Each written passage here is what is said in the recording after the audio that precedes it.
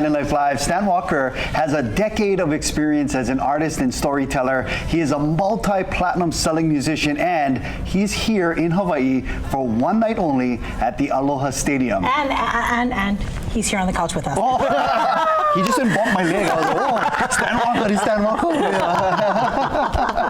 Aloha, Stan. We are so grateful to have you, brother. Thank you so much for being here with us. Thank you for having me. I'm so excited to be here. Like, I'm trying to act cool, but really, I'm in Hawaii. Let's go. We literally flew in and went to the hotel to just kind of freshen up, and then came straight to the studio so that you, our audience, can see the Stan Walker. Yeah, and get to learn a little bit more about you. We want to know your story, and just, you know, we know that we've got an incredible show that's lined up tomorrow.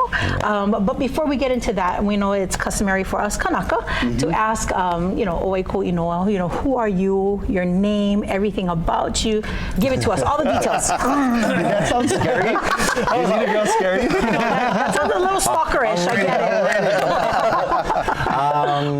Ko Stan Roto Walker tōku inua, no Aotearoa hau, ko mau au te mana, ko taurana te moana, ko matātua te waka, ko tūhoi, rātou ko Ngāti Parau, Ngāti Pūkena, the whole of iwis around Aotearoa, and yeah, now I reside in my wife's home in Whananui, by Te Awa Tupua.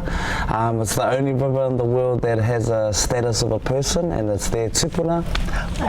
So it's protected then? Protected, and there's a post-settlement entity that represents and speaks on behalf of the river. So now we reside there. We're bringing up our 3 kids, and yeah, I'm kind of from everywhere in Aotearoa, but in my latest song, Māori Ki Te Ao, was a very tūhoi song, so I lean more to my tūhoi side, but the rest of my whānau is like, hey, don't forget that you're Ngāti Parau, you're Ngāti. Don't forget, you know.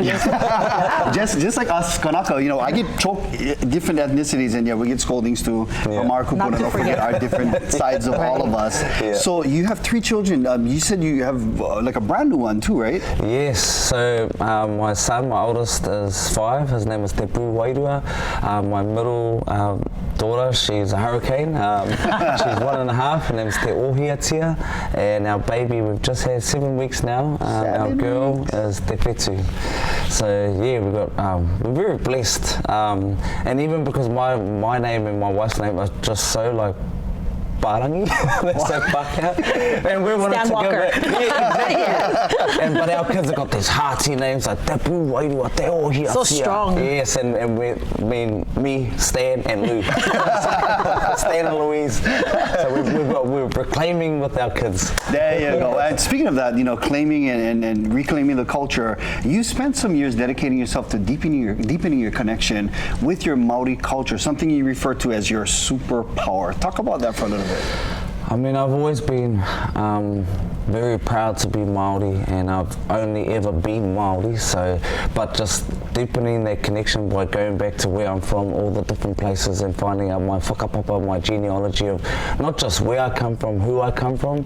And once I started learning the people that I came from, that I'm descended from, man, it just changed my whole world, and the way that I walk in this world, the way that I sing, the way that I write, the way that I operate, the way that I father, and I've had the privilege of really sitting with, especially my nannies. My nannies are the ones in our family who hold the whakapapa, who hold the genealogy. The genealogy. And I've got to sit with all my great nannies. They're all past now, but just sit there and go there every weekend and just listen to the stories. Like, you know, everybody's got Google and internet, but they're the real life history, living. They lived in it, and I was like, man, I want to take everything that I can from them, and so been doing that for the last 15 years, and becoming a father just kind of like made it more real. Yes. Yeah. Because now I'm handing that down to them, and so it's just been a beautiful thing, and being able to be unapologetically Māori, unapologetically Polynesian, and to be able to walk tall, and because, you know, there was a big stigma of, you know, just brown people or just Maoris, you know, even coming into the industry, I faced a lot of that.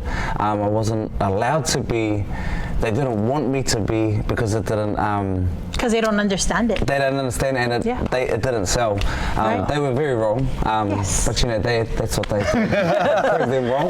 But yeah, it's just been a beautiful, not just tool, but it's empowered me to be the best version of myself and the most powerful version of myself. And I feel like anything and everything that I do is with that purpose, and I've got that behind me. You know, Yes. I've got the people who fought and died so that I could be outrageous, so that I could be amazing and be incredible and be loud and proud, you know, because 2 generations ago they were getting beaten in school for speaking our native tongue. Same You are story. literally Same sharing our story just across the water. Yeah, we're sitting up straight and taller because you're making us want to say in Hawaii, we say, "Oh," so we're feeling this pride, this cultural pride. And if you're watching this right now, if you're not already going to the concert, what are you waiting for? You got to, this is amazing. Just sitting over here, chicken skin. Yes. And we're going to spend more time with Stan. In fact, coming up in about 30 minutes, we'll get all the scoops in your shore brother tomorrow at the Aloha Stadium.